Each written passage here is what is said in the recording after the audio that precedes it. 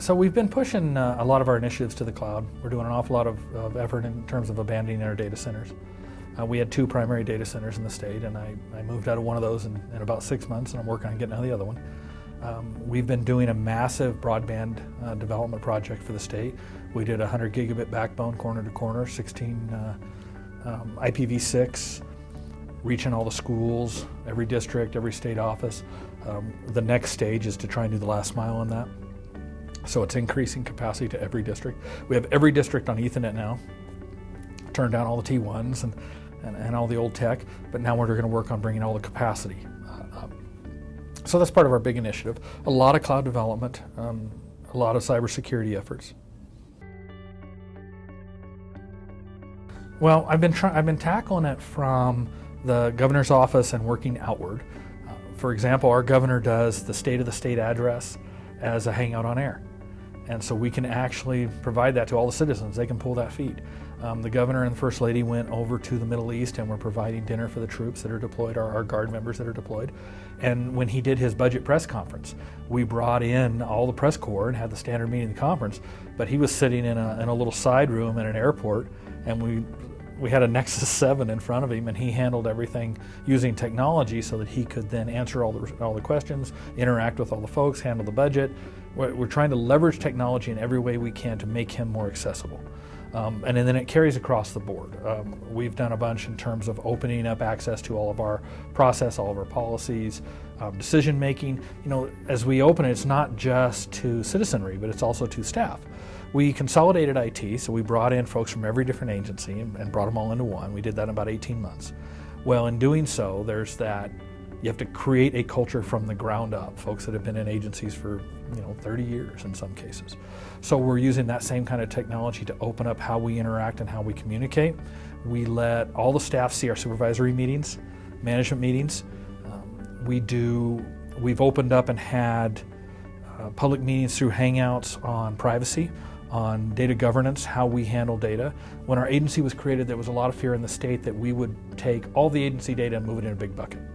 And then we would have we would hold the keys to all citizen information. So we reached out and did a public hearing, announcements, and streamed it. We even allowed anonymous streaming, because some of the folks that are most concerned about what you're doing with government don't want to sign up for an account that lets them see what you're doing with their data. So we even streamed that information anonymously so that everybody could see it, and talked about our efforts. We then work with the agencies to make it a lot easier for them to deploy the information based on what their particular mission is, whether it's Department of Transportation, Game and Fish, Department of Health. We've shifted how we deploy information.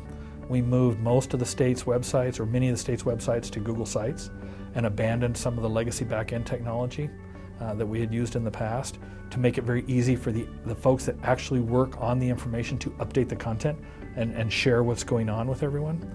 It's had a couple of other byproducts as well, because it's now much harder to take down our websites. Right? We're now relying on a big partner. So really just trying to make technology available so that it's easier for the agencies to share that information they need to.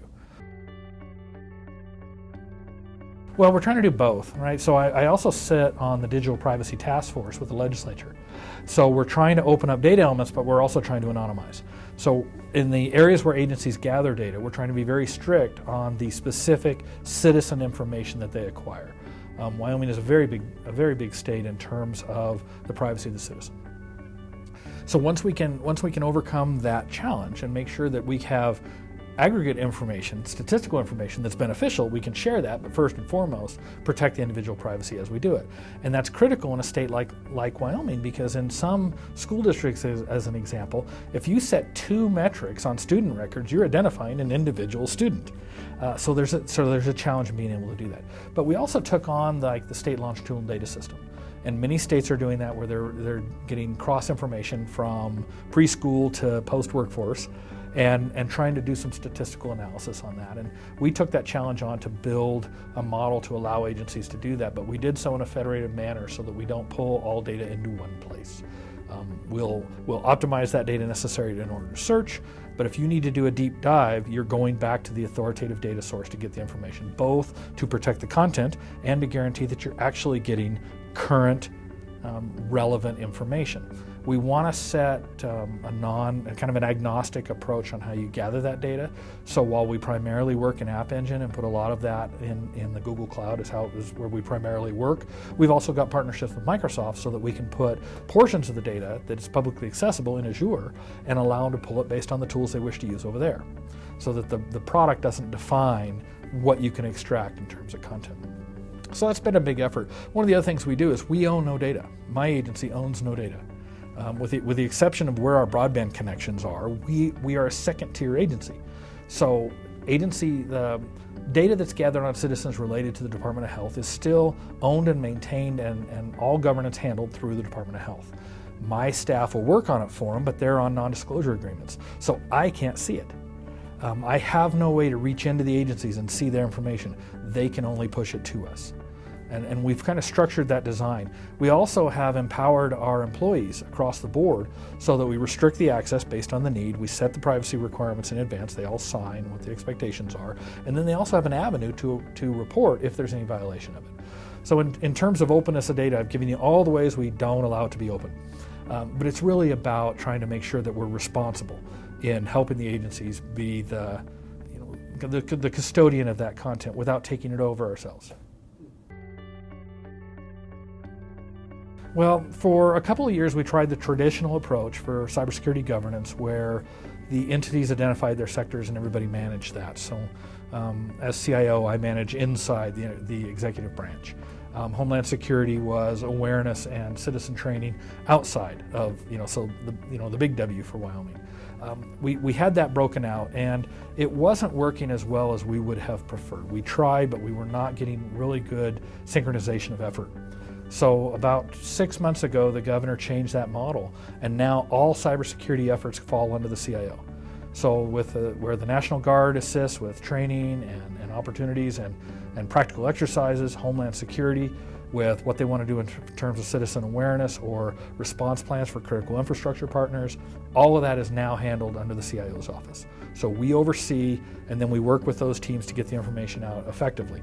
Now, my prior experience was in cybercrime, and I spent over a decade working in that area, which in terms of timeline is rather late in the cybersecurity process, right? You're coming in once the door's open and most of the data's gone.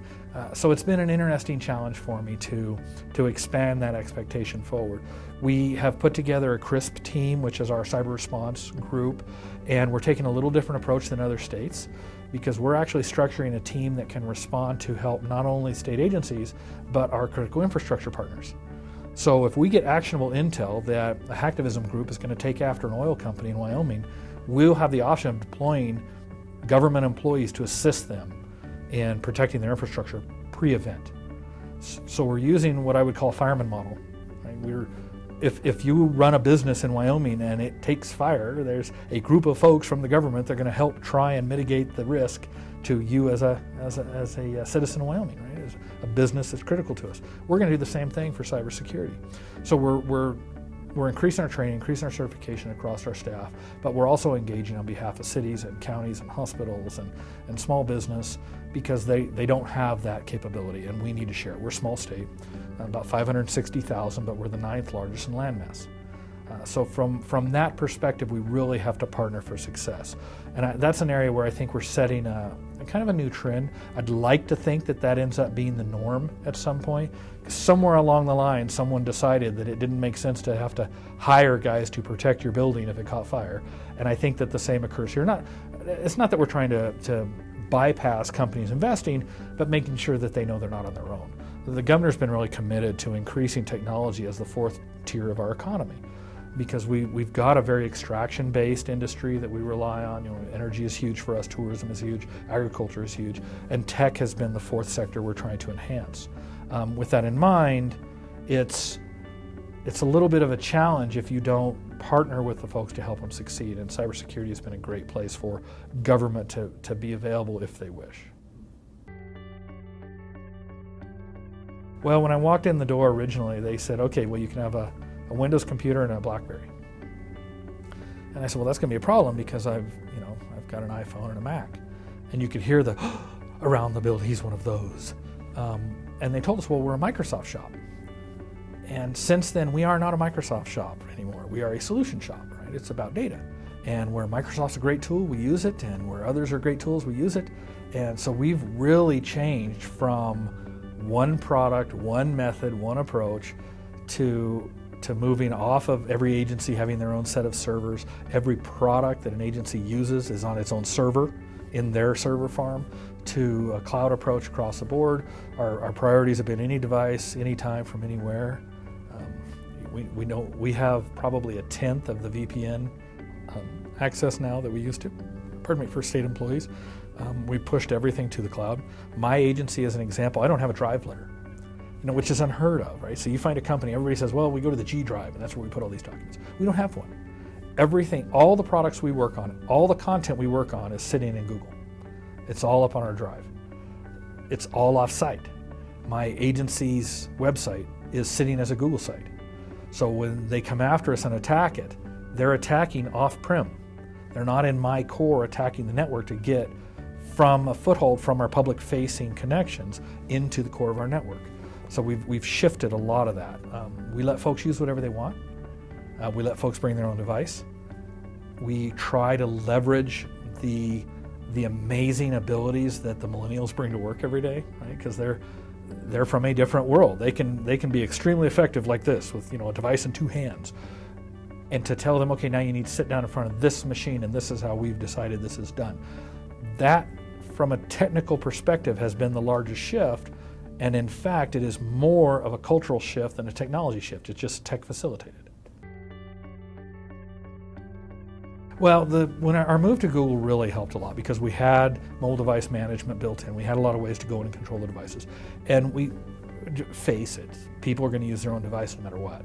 And the really restrictive CIO policies tend to result in folks pushing things up to box and exchanging information, right, without going through the existing mechanism. And I believe overall it makes you less secure. It ends up pushing things completely out of your control. So what it's allowed us to do is have a conversation about how we use and how we protect state data. And not saying there shall be this draconian practice and nothing bad shall happen, and then looking the other way because we know bad things are happening. We've kind of pushed away from that and gone more towards an adoption of the consumerization of this technology. So it's been a big win. They came out with some problems with governance when it first started, so they put out a policy that said, if you access state email on your own device, then we can come in and wipe the device. And I threw that out.